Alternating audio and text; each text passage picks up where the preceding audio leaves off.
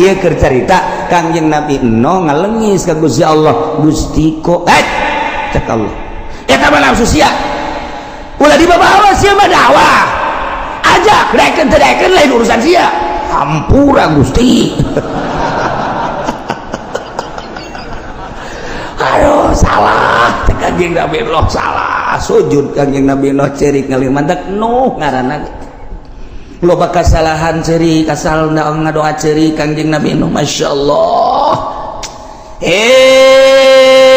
kaum kaulateh laisa bi dhalalah teu sasar teu salah kaulah ngajakan teh ibadah ke Allah lantaran kula walakinni rasulun min rabbil alamin utusan pangeran uballigukum risalati rabbi kaula nyampaikeun ka anjeun kana risalah pangeran kaula ieu perintah laksanakeun ieu larangan jauhan wa ansahu jeung kaula nganasehatan dengan berharap supaya bareres baragus wa a'lamu minallahi ma la ta'lamun nu maneh teu nyaho kaula mah dibere nyaho ku Gusti Allah mun aya siksa bakal dibere ku Gusti Allah nyaho mun aya panas bakal dibere ka nyaho ku Gusti Allah mun aya hujan bakal dibere ka nyaho ku Gusti Allah eta mah urusan kaula jeung Gusti Allah lantaran kula diangkat jadi rasul selalu nyambung Gusti Allah instruksi-instruksina ka kaula wa a'lamu minallahi ma la ta'lamun yuk urang ibadahan Gusti Allah kumaha eta umatna aw ajibtum man ja'akum minal mir rabbikum ala rajulin minkum tetep bae umatna ngabaged bae ngabaged teu daekeun iman ka Gusti Allah endahan terus bae ngarautan kayunyeun patung aya patung anu keur diuk aya patung nu keur jongkok aya patung anu keur nangtung malah bobogohan anu ngacer datang ka kuari aya macem-macem teh patung teh dibabawa Kangjeng Nabi Nuh keur dakwah teh dulur sadaya kade ulah ibadah kasalian pangeran ibadahan pangeran allazi khalaqas samawati wal patung diacung-acung yeuh pangeran mah yeuh pangeran teu nyeri kumaha coba ya Allah ya Rabbi patung diais naon ngomong coba deui ubudullah coba deui nu bedas ubudullah nu bedas ubudullah ibadah sia ka Allah ye pangeran mah ye patung nyerin teh coba ya Allah ya Rabbi lain lalagan mantap Kangjeng Nabi begitu ngadenge kisah Kangjeng Nabi Nuh can sabaraha tuh ngabubungah ka hate Kangjeng can sabaraha horenganan dibandingkeun jeung Kangjeng Nabi Nuh mah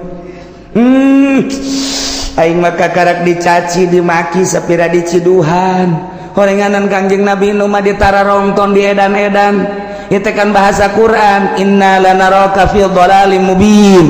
cakaomna kaula mah leueuh maneh no jalain jelema bener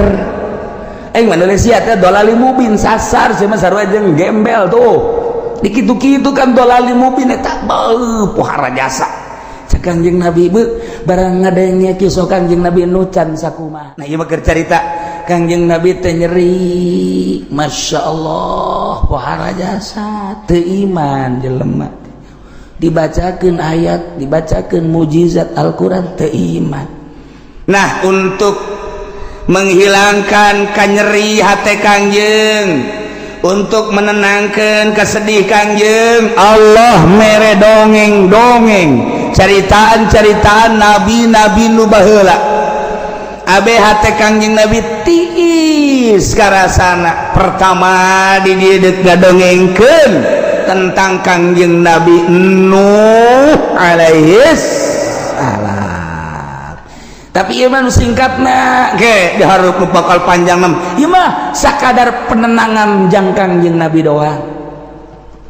cerita singkat ulah panjangna dihareup ieu mah pangbeberah panenang-nenang ka Kangjeng Nabi supaya Kangjeng Nabi oh jaheuh horenganan jadi tenang hokos urang dagang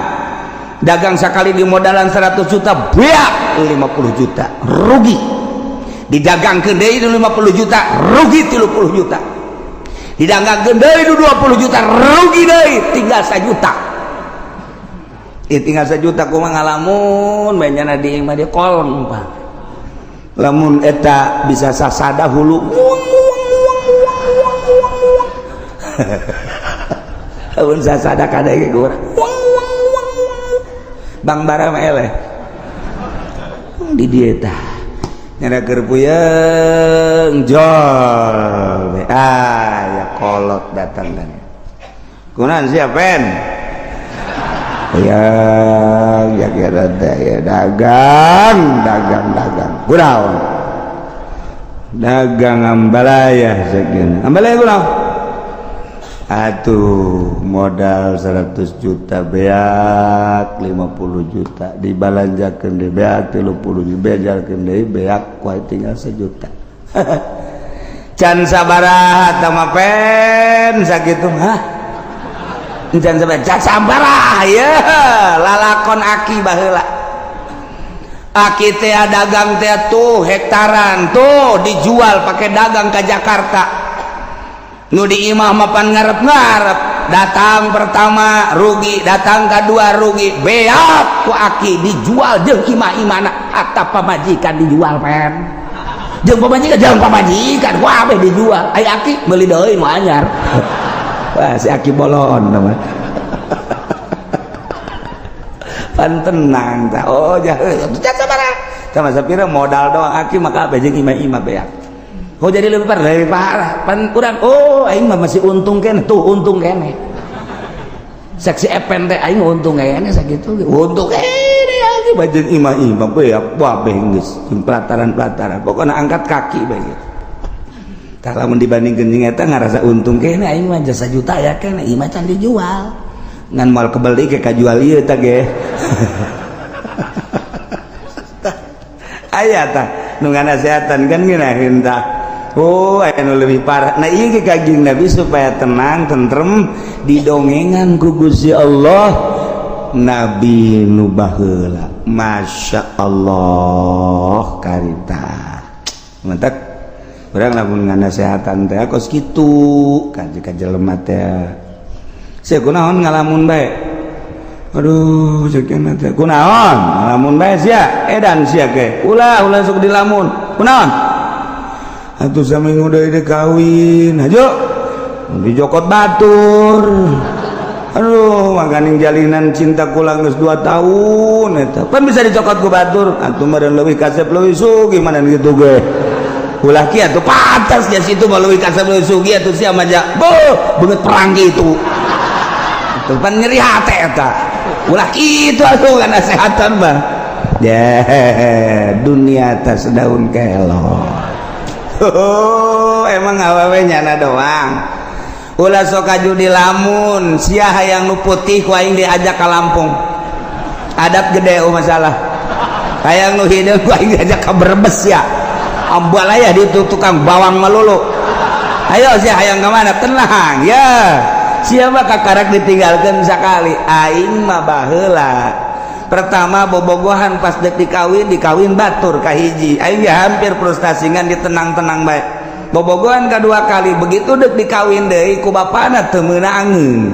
nya nyahoeun aing teu boga pagawean bar harita atuh pan nyeri bae katilu kali aing dek kawin Masya Allah tipes bae tuh ieu mah nu kuari eta mah aya bae pamajikan aing tuh nu aslina mah pan nu baheula siapa can sabaraha oh emang kos kitu siapa kakarak sakali tenang 2 kali deui sia ge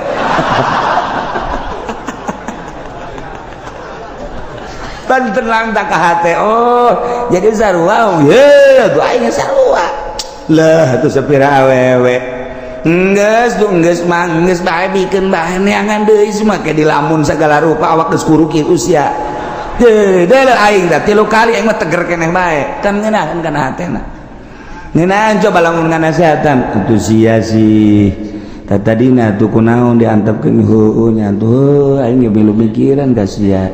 tah makan ngaranna eleh kos kitu mah eleh kitu kan deuk kumaha urang kadukun pan kudu make modal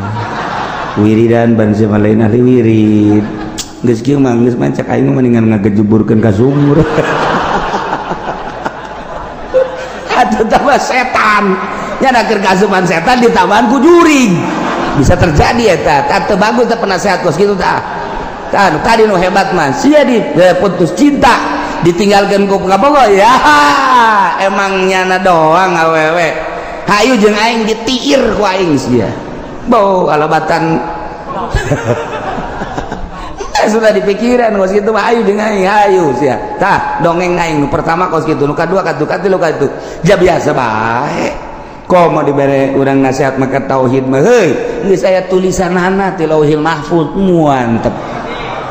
ya itu kunaon bahwa calon pamajikan sia dibawa ku batur geus aya tulisanana pan sia aya salat sok dibaca wa bil qadari khairihi wa syarrihi minallahi ta'ala hartikeun tah tauhid tah jijah nya tuh ulah sok dipikir hayu jeung aing nganjang penting ayo jeung aing geus pokona mah asal aing modalan Gus ya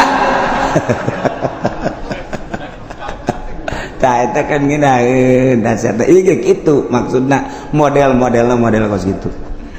endek nganasehatan Kangjeng Gusti Allah ngabungungah Kangjeng melalui neuleu nempo ka kisah-kisah nabi-nabi nu baheula aya persamaan Kangjeng Nabi Nuh ge Nabi Kangjeng Nabi Rasul Kangjeng Nabi uge Rasul cik coba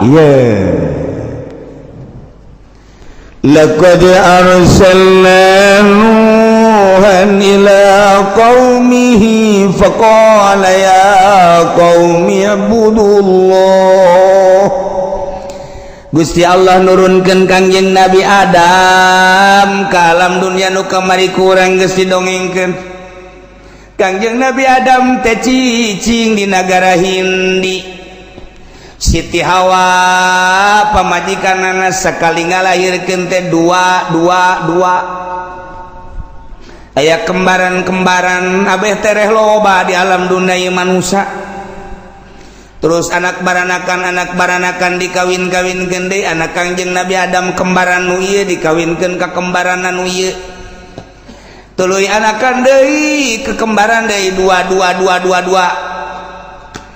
jadi di zaman Kangjeng Nabi Adam geus loba lantaran hirup teh 1000 tahun Watuh jelema teh loba di zaman Kangjeng Nabi Adam teh ngan encan saloba wari ngan israda loba nama dua sakali ngalahirkeun di antara turunan Kangjeng Nabi Adam teh aya nu ngaran Nabi Uknuh teh nyaeta Kangjeng Nabi Idris alaihi salam kulantaran Kangjeng Nabi Idris mah teu lila di dunyana diangkat ku Gusti Allah ka langit kaopat ku ari aya di ditu anu ngalalakon manehanana hayang kapanggih jeung malaikat maut Kangjeng Nabi Idris kos kumaha malaikat maut aing hayang silaturahmi bebeja ka Gusti Allah Gusti coba datangkeun malakal maut ka dieu hayang wau teu kira-kira wau teh jeung kitu lain lalagaan tuh jelema pohara jasa datang Waalaikumsalam saya abi malakal maut dia dongeng singkat nake panjang na dihareup malakal maut alhamdulillah aya naon kula diutus ku Gusti tidak datang ka dieu hayang nyaho paeh kos kumaha nggih cek malakal maut sok jadi paula pake lalagaan maut mah ulah pake lalagaan teh nyeri aya nyaho nyerina coba kos kumaha nyaho bae aya nyaho nyerina bae kos kumaha ih sok pake lalagaan teh teu meunang bedakeun ka Gusti Allah nyobaan gitu aing nu ngaran Idris ambo kira-kira aja bebeja malakal maut DPDP ka Gusti cobakeun ayo cobakeun cabut teu kebal diasupkeun deui udah kumaha itu sabulu-bulu nyeri jas aduh tanding nama ngecerina sabulu-bulu nyeri lain lalagaan embung aing nyobaan deh embung jagana ada tau mah aduh aing paeh geus cenah aing angkat aing di neraka ye atuh pada aja paeh makan neraka neuleh heula bejakeun ka Gusti Allah aing ka neraka kitu ye ka neraka mah kan kudu paeh heula kan geus tadi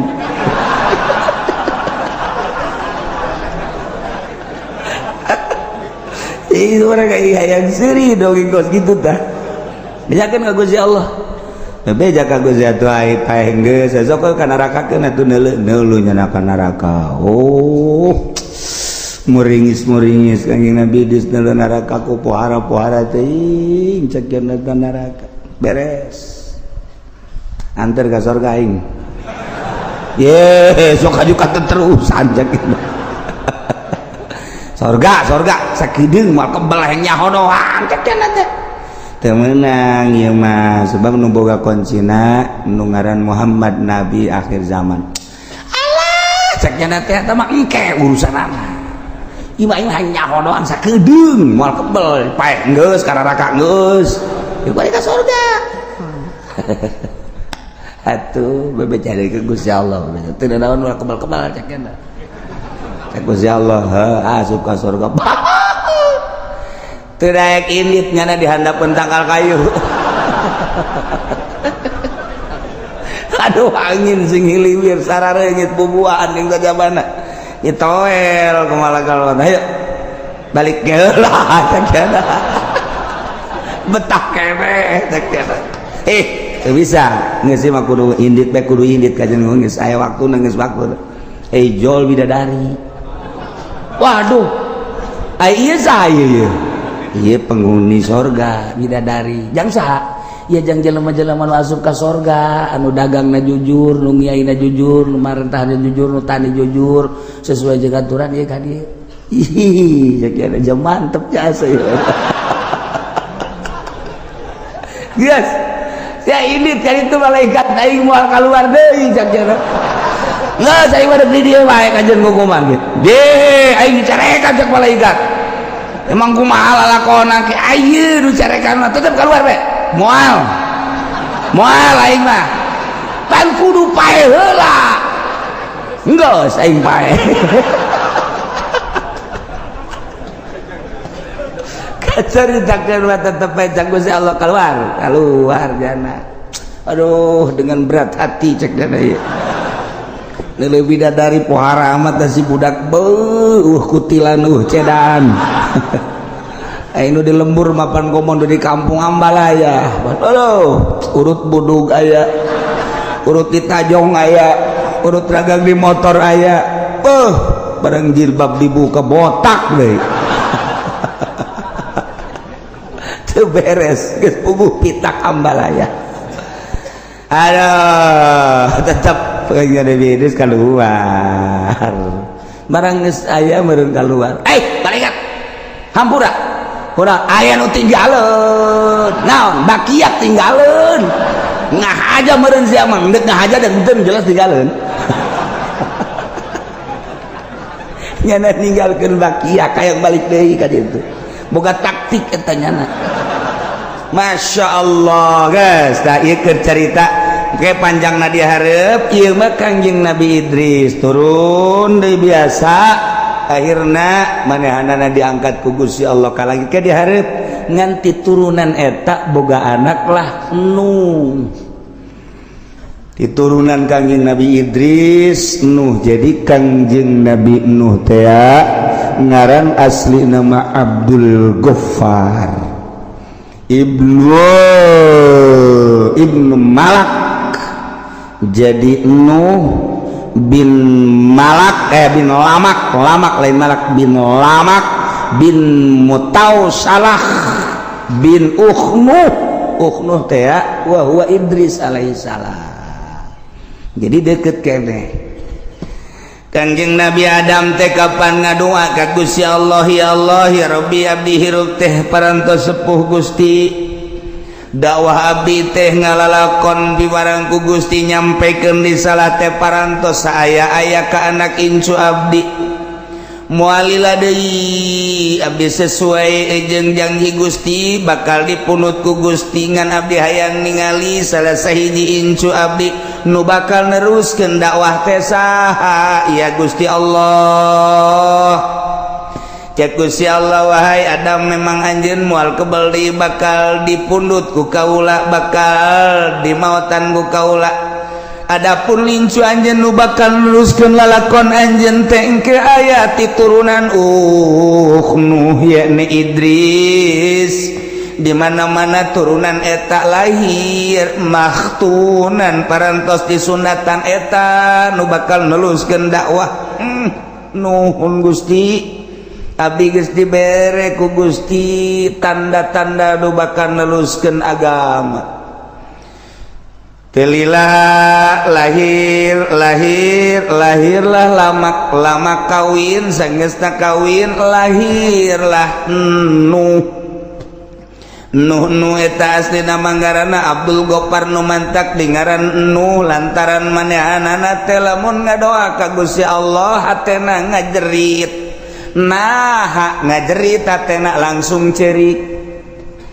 Selalu asal ngadoa cerik, asal ngadoa cerik, asal ngadoa cerik. Kangjeng Nabi Nuh mah nu mantak di ngaranna Nuh asli nama Abdul Ghaffar ngaranna. Kos kitulah Allah dek nyiptakeun hambana jang penerus anu bisa hudang ti peuting, bisa munajat ka Gusti Allah setiap zaman kitu bae terus bae. Lantaran nu ngahudangkeun teh lain urang kapan Allah. Urang lamun inget kadinya sebenarnya mah sedihna luar biasa ketika orang sare jam 10 jam 11 aya eta hudang jam 2 saha nu ngahudangkeun hudang jam 2:30 saha nu ngahudangkeun. Cek Tuan Syekh Abdul Qadir mah nu ngahudangkeun teh kapan Gusti Allah boom hudang sia munajat sia ka aing. Cek Tuan Syekh Abdul Qadir bahasanya mandi sia wudu sia salat sia ulah ngahiji jeung jelema-jelema anu teu deukeut ka aing digigireun maneh jelema teh tuh nu keur malolor keur sarare sia mah pilihan aing cak Gusti Allah hudang sujud sia ka aing ulah ngahiji jeung jelema-jelema nu poho ka aing nang Allah. Urang lamun inget kadinya ras ka diri urang ai urang bagianna nu mana ketika cek Tuan Syekh Abdul Qadir jelema teu diangkat jadi wali Allah molor sia sia teu dihudangkeun ku Gusti Allah nu mantak ditita lantaran di hate siana teu bersih cak Gusti Allah. Ai nyawa sapopoe teh ngan sakadar hubud dunya hubul makhluk sapopoe teh ngan saukur ukuran anak kos karar itu bae molor sia teu hudang jak ku Allah teu dihudangkeun. Subuh geus kadenge adzan marangkat Allahu Akbar Allahu Akbar bandeng awan teh sujud dicocokan jeli teu boga bagian molor cak Allah. Ya Allah ya Rabbi, ketika orang dihudangkeun ku Gusti Allah titih misah jeung jelema nu sarare berarti jelema pilihan lain sabarangan. Di tengah-tengah kesibukan berangna nu ngajar teh nu dagang teh nu di kantor teh ketika dipilih ku Gusti Allah bisa bae hudang tengah peuting seakan-akan hudang sia mah ulah ngahiji jeung nu hees itu mah jelema-jelema anu jauh jeung aing sia mah pan deukeut cai hudang hayu geura hudang dihudangkeun ku Allah. Nah Kangjeng Nabi nu asal ngadoa kurucut cai mata asal ngadoa kurucut cai mata urang ge sering ngurudkeun cai mata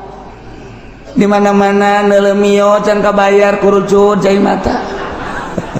neulapan saasana ditarik ku dealer kurucut cai mata ningali kawewe di Ciduhan urang gawe nu urang bogoh kurucut cai mata urang mah urusanna pos kitu malulu. Ketika bisnis pembebasan tanah orang milu jeung calo ai praktek tadina urang aya saya tikmah lah 50 ge lumayan sameter begitu bat dibayar orang teh dibere kurucut jai mata urang mah urusanna kos kitu balulu teu pernah ngadoa Gusti dosa abdi sakolong langit pinuh ku dosa abdi mun abdi paeh teu dihampura Gusti meureun dibeuleum ku rucun cai mata urang masuk kitu teh sakieu ge urang ngaji bae teu da ceurik atuh komo si eta geus lah pokona si eta bae lah tuh ya Allah ieu begitu lahir ke alam dunia barosot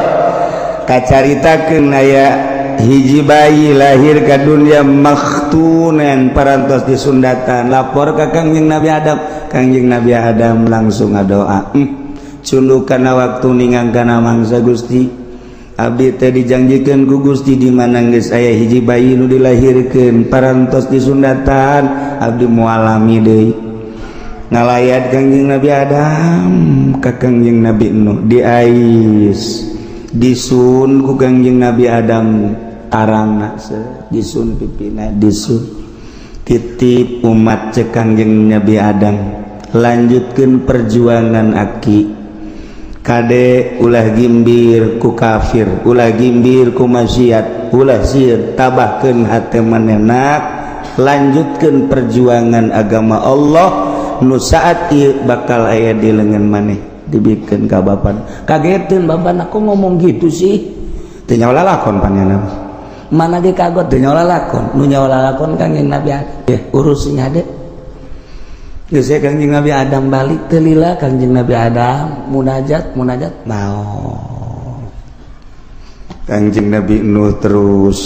gede Kangjeng Nabi Nuh mah dibere laduni ku Gusti Allah bisa nyieun peso seukeut kemudian pake ngaraut na bisa anjas tidinya boga golok pake nuar tangkal dibelah ku Kangjeng Nabi Nuh leutik kenehna diserut ku Kangjeng Nabi Nuh teh dibagus-bagus dihijikeun rapet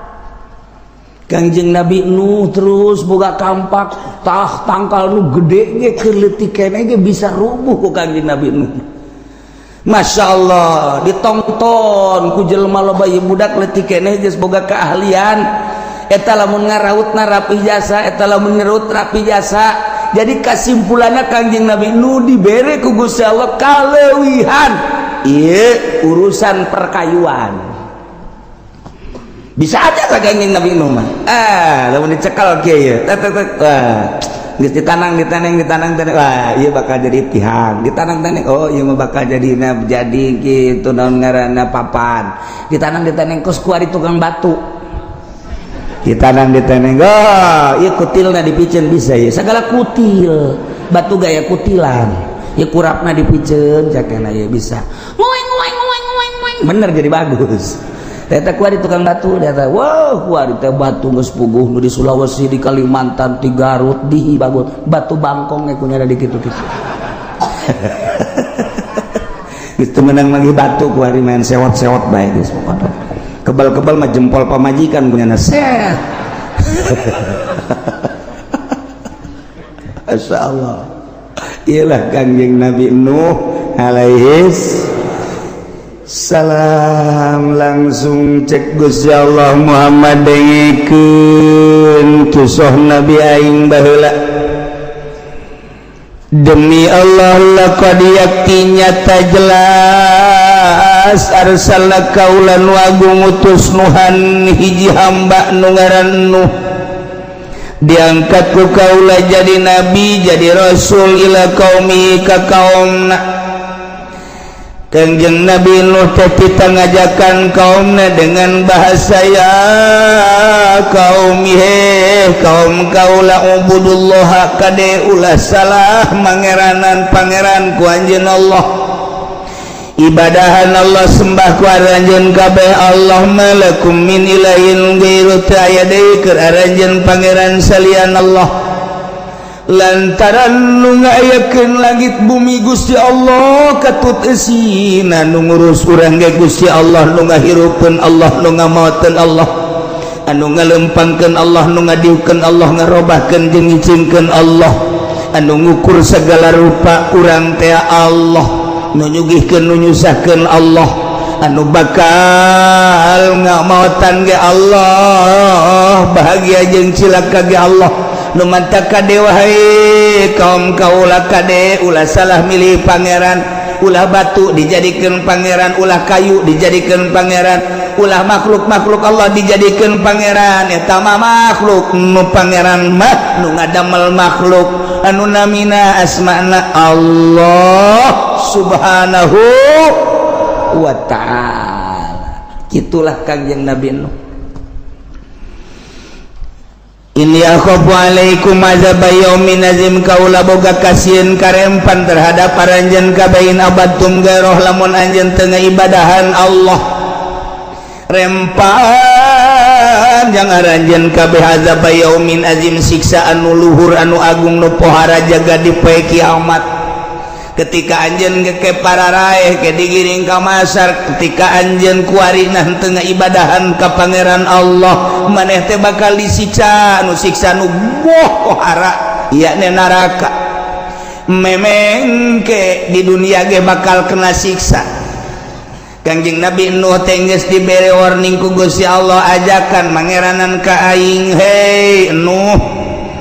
lamun teu daekeun awas lain bae di akhirat nu bakal disiksa tah geus nyata-nyata nu abadal abidin nu amadal amidin ieu mah di dunia ge engke bakal kena siksa asal teu nurut ka aing teu nyembah ka aing bakal nurunkeun siksa ke aing mere kabar ka sia no siksa-siksa nu bakal diturunkeun ka umat maneh ketika umat maneh teu nurut ka aing.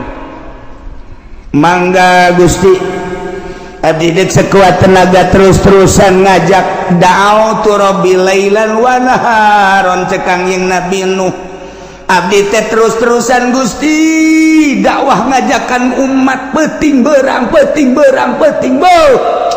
peuting geus berangkat kadang-kadang memeh magrib karangkas bitung tirangkas bitung langsung ke Pandeglang alhamdulillah 2 panggung mundel hasilna tama dakwah boloon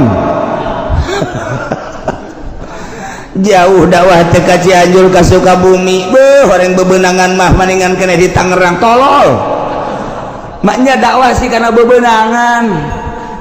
nah ieu dakwah nu bahaya nu kos kararitu mantap dakwah ti Bandung ka Tangerang ti Tangerang ka Bandung ti Surabaya ka Jakarta ti Jakarta ka Surabaya hasilna nihil lantaran lain dakwah nu kos kitu mah usaha melalui dakwah hancur mina.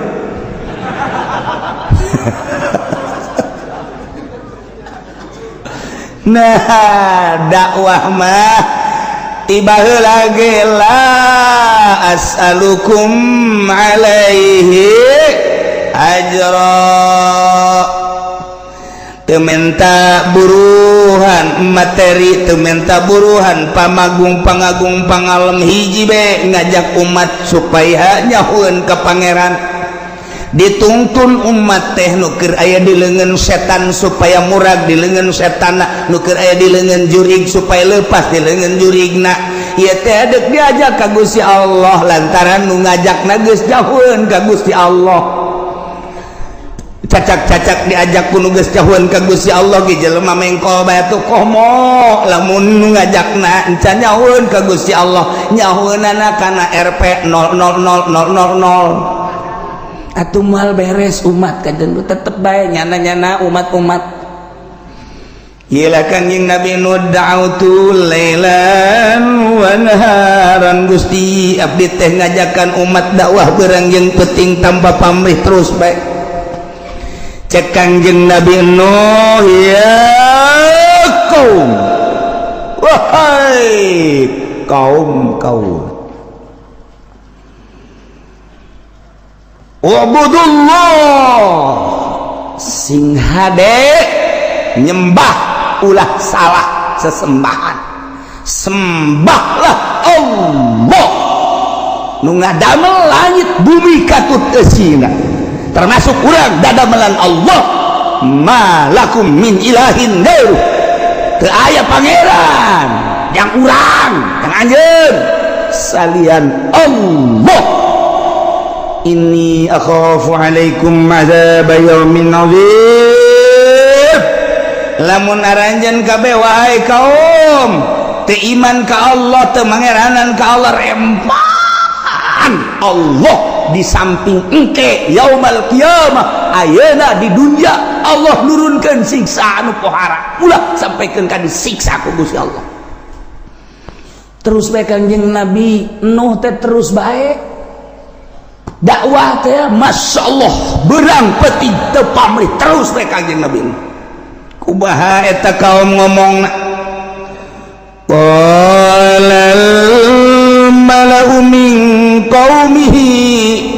inna lanaraka fi dhalalin mubin cek kaum-kaumna penggede-penggedena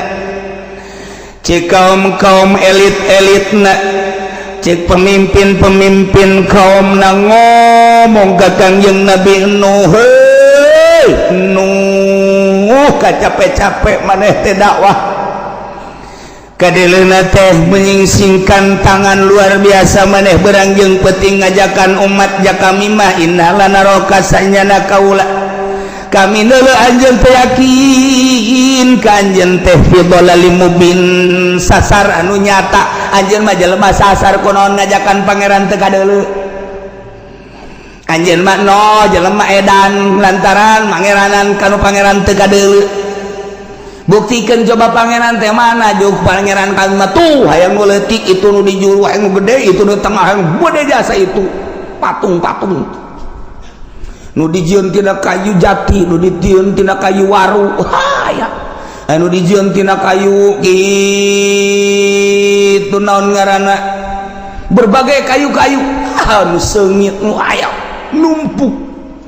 patung-patung teh ambualayah loba nu dina batu dan lain sebagainya tuh itu pangeran urang deuk lelempangan hayang mau pangeran nu leutik bisa diasupkeun ka kantong cak Kangjeng Nabi nu kubloon-bloon teh pangeran mah aya ngatur lain pangeran diasupkeun ka kantong jadi lamun diasupkeun ka kantong mah dibawa penyelamat kan nyana mun sia ngising atuh milu ngising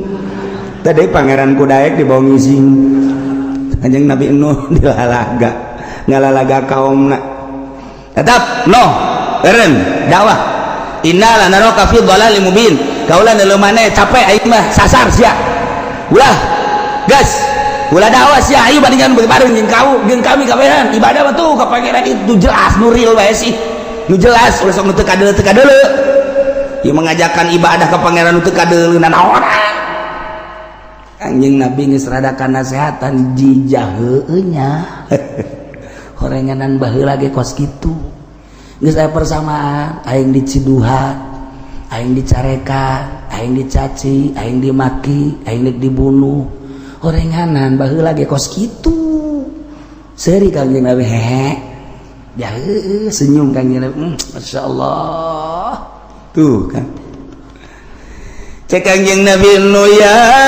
qaumi laysa bi dhalalah walakinni rasulun min rabbil alamin sok sembarangan maneh nyebutkeun dolal-dolal anu mubin ka kaula kaum kaula laysa bil dolalah kaula mah teh lain sasar teh sasar kaula mah walakinni rasulun min rabbil alamin kaula mah utusan ti pangeran kaula teh utusan pangeran utusan Allah rasul kunaon nyasar-nyasar ka kaula ngabloon-bloon ka kaula ngaedan-edan ka kaula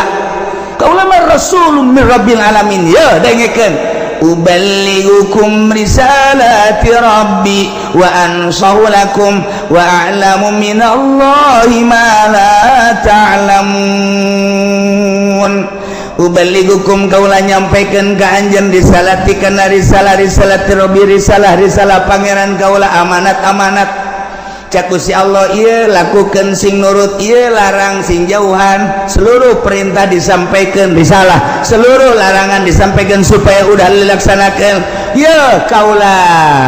nyampaikeun risalah pangeran ka anjeun kabeh wa ansahu jeung kaula nganasehatan ka anjeun dengan tujuan supaya bararagu sarapi hirup di alam dunia teh sakedeung bakal berhadapan langsung jeung Gusti Allah jeung kieu deui wa a'lamu minallah ma la ta'lamun kaula nyaho ti Gusti kana naon nu ku anjeun teu nyaho sebab omongan kulama langsung ti Gusti Allah melalui mukjizat melalui wahyu omongan kula lain nang ti kula tapi nang ti Allah mane mah teu nyaho kula mah nyaho nu kumaneh teu nyaho kula mah nyaho sebab kaula langsung ti Gusti Allah dibere wahyu jeung mukjizat dengekeun tuturkeun tetep kau bohong nuh bohong lain rasulnya nama edan jelema teu puguh teu karuh nya nama lain wow Kangjeng Nabi Nuh asal dakwah ditaringgalkeun masyaallah sabaraha taun Kangjeng Nabi Nuh dakwah dina alfiyah dijelaskeun najauta ya rabbi nuhan wa mastajabta lahu bipulkin mahirin fil yami masuna wa sayadu bi ayatin mubayyina fi qaumihi alfa amin ghairu khamsina dakwah Kangjeng Nabi Nuh 950 tahun eueuh nu iman coba eta 950 tahun nu iman anak mah ge teu iman anak nu jalan nu ngaran Kanan teu iman ka bapak bayangkeun ku urang coba lain dakwah bubulanan lain dakwah tatahunan 950 tahun ngaprak Kangjeng Nabi Nuh di India langsung Kangjeng Nabi Nuh ke Pakistan di Pakistan ngaprak Kangjeng Nabi Nuh terus ka dieu ka Mesir ke Mesir terus ke Yordan terus ke Irak terus ke Iran Kangjeng Nabi Nuh teh ratusan tahun dakwah sementara manusia kakarak aya di jazirah eta bae India Mesir Pakistan Yordan negara-negara tertua Amerika can aya ditambah Inggris can aya Jerman can aya benua Amerika can aya dina aya lagi kakarak kecel can aya penghuni nu aya penghuni pertama mah eta bae Timur Tengah Irak Iran terus ke Maroko kalau begitu terus ke Mekah ke Madinah di mana Kangjeng Nabi Adam waktu dirunkeun di India titah kitu neangan Siti Hawa kapanggihna di Arafah kemudian tidinya langsung ke Mekah Baitullah teh kakarak ke batu doang segede parita kita toab Kangjeng Nabi Adam didinya kakarak batu doang tidinya berangkat Kangjeng Nabi Adam terus ke Syria Sam itu doang eta mah benua Amerika eta mah benua Eropa eta mah benua Australia eta mah can aya dina ayana eta dunia teh can aya penghuni heuh komo bojong geus eueuh nanaonan sepi di bojong sieun orai malulu di dieu eueuh nanaon ieu teh gua bro Indonesia segala Lampung segala can eta manusia teh kakarak saceplok di dinya doang. Ya Allah lamun urang ningali di Yordania aya Petra ge bakal diceritakeun di ayat anu sejen urang neuleuh peninggalan zaman Kangjeng Nabi Shalih alaihi salam masyaallah nu kuari masih aya keneh walaupun geus rada dirusak sebagian gunungna tapi kan nyata aya nah ieu di ditu orang manusia teh nu mantak urang tetep bae neuleuh ka urang ditu majuna negara tidi itu mundurna negara tidi itu peperangan tidi itu dan lain sebagainya tidi itu ulah kaget lamun urang neuleuh Irak peperangan nyana mah teu aneh urang Irak menyaritakeun perang nyana maca sejarah negara tertua di dunia adalah Baghdad adalah Irak geus sabaraha ratus kali perang ti baheula teu aneh lamun urang nyaritakeun bangsa Indonesia perang kakarak sakali untuk meraih kemerdekaan tahun 45 berhasil proklamator Bung Karno jeung Bung Hatta urang mah sejarah teh eta belah dituna pisan raja-raja leutik anu peperangan antara kerajaan jeung kerajaan di Banten aya sabaraha kerajaan kemudian di Cirebon aya sabaraha kerajaan kemudian Jawa Tengah Jawa Timur aya sabaraha kerajaan dicatatlah naon kitu di sejarah Majapahit Pajajaran dan lain-lain sebagainya hanya kerajaan-kerajaan gitu baik belah dieu eta mah tuh lalakon nu baheula mah di ditu Kanjeng Nabi dakwah antar negara lintas negara ketika Kanjeng Nabi Nuh deuk nyebrang encan aya parahu pan harita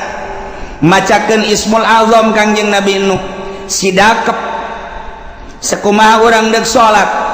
peureum Kangjeng Nabi Nuh dibacakeun bahasa Ismul Azamna langsung menang ti Gusti Allah. Begitu dibacakeun ku aing moal dibacakeun sebab Gusti direkam engke Gusti dibacakeun ke pake kilir kanu ngora kanu kolot moal ku aing moal rahasia ieu mah rahasia.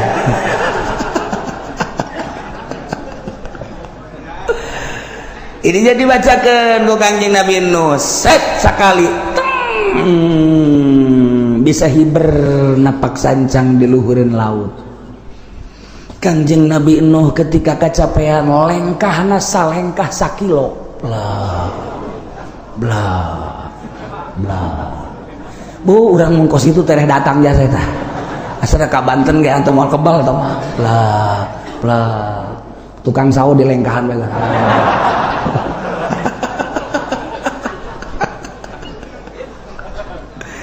Awan hese Gusti Allah ketika hendak menghendaki ka umat takerma jarangkung gede baheula haji jelema cecemplokan kapan di India, di Pakistan, di Mesir, di Yordania, Irak, kemudian Iran, kemudian Syria geus araya di zaman Kangjeng Nabi Nuh teh cecemplokan lantaran 1000 tahun masa Kangjeng Nabi Adam alaihissalam dua incuan baranakan anak baranakan cecemplokan ditugaskan Kangjeng Nabi Nuh teh titah ngajakan ibadah ka Gusti Allah tapi 900 tahun 950 tahun iman datang ka Kangjeng Nabi Nuh kalepasan ngadoa Gusti abdi tepan utusan Gusti da'utu rabbi lailan wa naharon tapi kieu-kieu teuing Gusti eueuh hiji-hiji acan iman siksa habak kalau pasan ngomong nyana ge haju ngabalik siksa ulanya pohara peneta antar negara lintas lempang dibere ku Gusti Allah Ismul Azam jang napak sancang jang hiber jang lengkah luar biasa mantap kuari kumun kurang diwirid eta wiridan eta ya Allah wirid ku urang peureum bentak di dinya keneh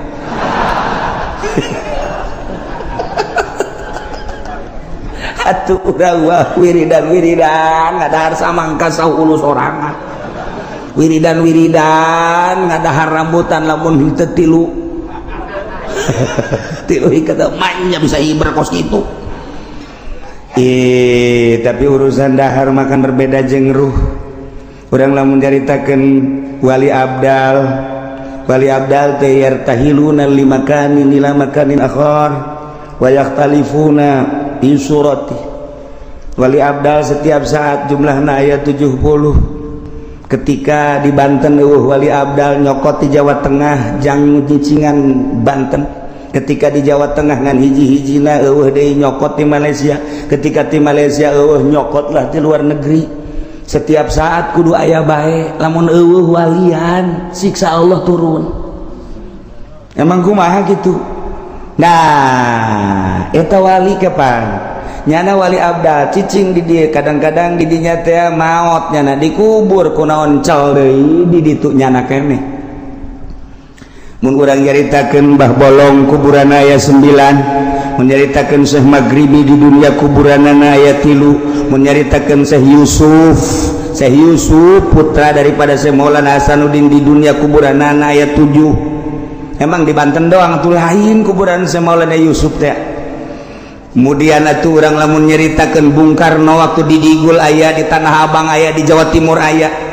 Urang lamun nyaritakeun belah dieuna ngan teu meunang dipanjang-panjang we cerita Gus Dur waktu kerja Australia pas kebenaran Syekh Munawir Kiai Munawir maot aya di ditu.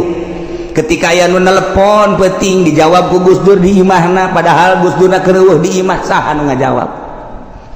Ieu urang keur carita keanehan-keanehan. Geus urang lulah leuwih teuing nyaritakeun ieu mah tah wali bae bisa ruh hiji bisa mencala putra mencala putri. Tuan Syekh Abdul Qadir bisa jadi 40. Abu Hasan As-Sadzili bisa jadi dia kisona 12 truk. Emang kumaha gitu. malaikat Jibril alaihissalam ku Gusti Allah. Malaikat datang ke Kangjeng Nabi bisa ngarupa Hidayatul Kalbi, padahal jangjangna sabelah 600 sabelah ieu 600. Ketika datang ke Kangjeng Nabi ngarupa seorang sahabat nu pangkasepna ngaranna Hidayatul Kalbi, leutik biasa semampai kasep luar biasa. Eta jangjang nu 600 ka mana? Ketika dipertanyakan ketika nyana ngarupa Hidayatul Kalbi eta ka mana nu aslina, eta apa lain malaikat Jibril, urusan Allah. Ruh hiji malaikat Jibril bisa 2 bisa 3 bisa 4. Maha kawasa Allah nu mantak ge Allah babarieun ketika endek nyieun wali Allah. Urang lamun nyaritakeun Gus Dur beuki dahar, Gus Dur beuki huro-huro, Gus Dur beuki lah, tapi ku Allah diangkat. Tanda kewalianana aya geus ulah hese-hese tanda kewalianana loba lah. Tetapi kan lamun deuleu sosokna kitu bae urang. Urangnya lamun kabeneran hirup babarengan jeung tuan saya jeung saya Maulana Hasanuddin pasti bae kahirupanna biasa bae. Tapi kapan karomana lain lalagan. Urang lamun babarengan jeung saya Syarif Hidayatullah meureun biasa bae wali teh. Ya eta mah urusanna batin, urusan Allah. Lamun urang nyaritakeun tentang wali aya nu di gunung bae, anu di leuweung bae, aya nu teu daek gitu bergaul jeung masyarakat, eta mah wali-wali anu leutik pangkatna. Nu di gunung bae, wali teh di leuweung bae, wali di jero imah bae, wali leutik pangkatna. Lantaran nyana teu ngurusan umat. Wali nu istimewa mah nyana diangkat jadi wali, umat kaurus ku nyana. Emang geus kitu bae diciptakeun ku Gusti Allah, teu boga kasieun, teu boga kariweuh, teu boga kaprihatin. Nyana mah seakan hirup babarengan jeung Allah, ngan ditugaskeun ku Allah titah nyampaikeun ka umat. Hampangeun Gusti Allah mah jelemana nyana daharna beuki tapi peuting hudang babari. Ras ka diri urang peuting molor bae. Maca Quran saayat heuai. Ngadayekeun ngaji mun teu bari ngopi teh jalan. Dek ngaji geus pas sini jeung tukang wuduk heula. Dan lain-lain sebagai jauh amat sih urang mah kos kitu amat sih. Ketika salat asana bareurat amat. Leuleuh nu berjamaah asing urang mah. Oh bisa kos kitu. Urang mah sakitu diberena ku Gusti Allah. Lamun nu diangkat ku Gusti Allah tuh babarieun jeung hampangeun. Naon hesena tuh sabenerna mah teu kudu make babacaan, tapi Allah selalu mere babacaan. Baca eta peureum Kanjeng Nabi Nuh set di luhur laut. Baca eta lengkah ngalegaan. Baca eta embung ngalengkah cek Kanjeng Nabi Nuh ka ulama tapi hayang datang bae. Cidaha ka Kanjeng Nabi Nuh tah ti negara ka negara dek dakwah. Tah ditiup ku angin. Ti India datang ka Mesir, brak datang. Percis kos kipu doli ku hari atuh nu kumaha atuh ai baheula makan make babacaan ku hari mah nyana mah make bensin berangkat ti dieu ka Rangkas Bitung saya datang plak ka ditu mantak ku harus mengetahui dong harga bensin mahal bodem habek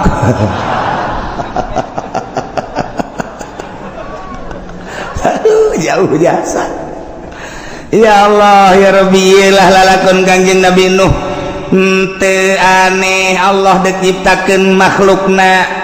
dijadikeun rasul diangkat jadi rasul nyampaikeun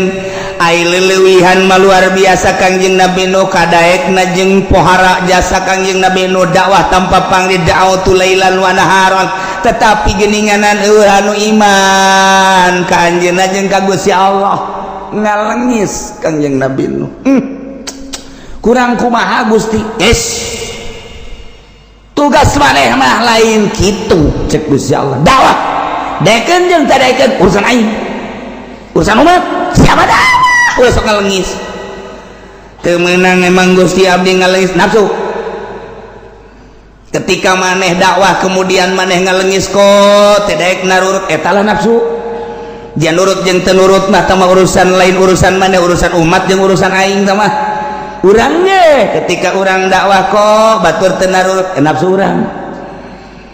eta tah mun hayang nafsu di dinya tah urang nyen pondok pesantren teu daekeun dararatang ieu santri nafsu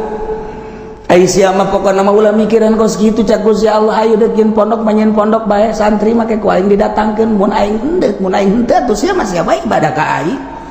hese-hese amat kudu make tabel segala menerima siswa baru teh geus lain karena Allah tama kos kitu mah tuh nalahonan ieu mah lamun deuk ikhlas kos kitu mah ngaranna teu ikhlas pek bahaya indek mah. Ketika orang dakwah aju hayang dituturkan etalah nafsu didinyana kudu diomean ku urang tuh aya perbedaan orang jeung kiai anu ku aju urang na bendu etalah nafsu ngaranna perbedaan puasa bae ge datang ka kuari teu nanyambung aing mah dinya asal ki uci bae ge naon beda puasa jeung aing kunaon sih ibadah ka Allah nundek dari mana Allah kok bendu ka kula ulama tuh pernah bendu ka sasage adapun perbedaan itu masing-masing bae ge Allah nu narimana aya nu embungeun datang ka imah kula teu hayang aing mah ka imah kieu kajian kumaha datang ka paeh hayang nar karugi-rugi sia goblok ji atuh naon aing mah rugi henteu naon henteu ngan paling aing mah teu dibere jeruk doang ku sia tuh rugi kabehan mah tungtung nama eta aya kiai nu geus kitu ulah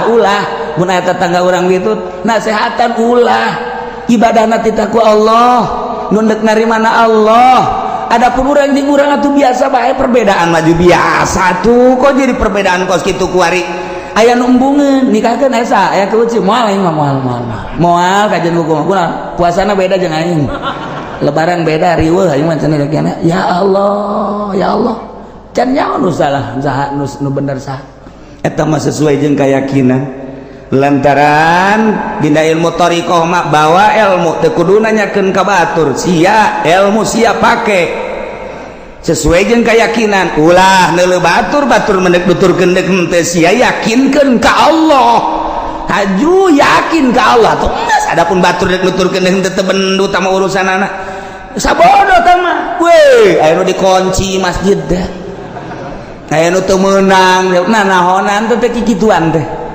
geus bae hayu ulah sok aju bendu eta kadanya ka ceulik ulah nikahkeun aya ki uci main moal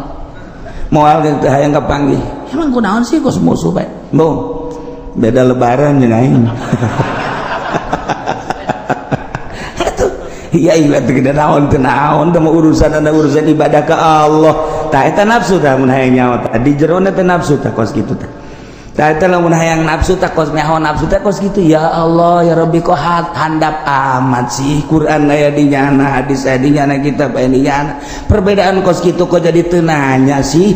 nah iyalah hawa nafsu nah ieu keur carita Kangjeng Nabi eno ngalengis ka Gusti Allah Gusti kok cek Allah eta mah nafsu sia ulah dibawa sia mah dakwah ajak daekeun teu daekeun lain urusan sia hampura Gusti aduh salah Kangjeng Nabi Nuh salah sujud Kangjeng Nabi Nuh cerik ngalimantak Nuh ngaranna loba kasalahan cerik asal ngadoa cerik Kangjeng Nabi Nuh masyaallah kaum kaulah teh laisa bi dhalalah teu sasar teu salah kaulah ngajakan teh ibadah ke Allah lantaran kula walakinni rasulun min rabbil alamin utusan pangeran uballigukum risalati rabbi kaula nyampaikeun ka anjeun kana risalah pangeran kaula ieu perintah laksanakeun ieu larangan jauhan wa ansau jeung kaula nganasehatan dengan berharap supaya bareres baragus wa a'lamu minallahi ma la ta'lamun nu maneh teh nyaho kaula mah dibere nyaho ku Gusti Allah mun deuk aya siksa bakal dibere ku Gusti Allah nyaho mun deuk aya panas bakal dibere ka nyaho ku Gusti Allah mun deuk aya hujan bakal dibere ka nyaho ku Gusti Allah eta mah urusan kaula jeung Gusti Allah lantaran kula diangkat jadi rasul selalu nyambung Gusti Allah instruksi ka kaula wa a'lamu minallahi ma la ta'lamun yuk urang ibadahan Gusti Allah kumaha eta umatna aw ajibtum man jaa ja'akum minal mir rabbikum ala rajulin minkum tetep bae umat na ngabaged tedaikeun iman ka Gusti Allah endahan terus bae ngarautan kayunyeun patung aya patung anu keur diuk aya patung nu keur jongkok aya patung anu keur nangtung malah bobogohan anu ngacer datang ka kuari aya macem-macem teh patung teh dibawa Kanjeng Nabi Nuh keur dakwah teh dulur sadaya kade ulah ibadah kesalian pangeran ibadahan pangeran allazi khalaqas samawati wal patung diacung-acung yeuh pangeran mah yeuh pangeran teu nyeri kumaha aja Pak ya Allah ya Rabbi patung di ais naon Nuh ngomong coba deui ubudullah coba deui nu bedas ubudullah nu bedas ubudullah ibadah sia ka Allah ye pangeran mah ye patung nyerin teh coba ya Allah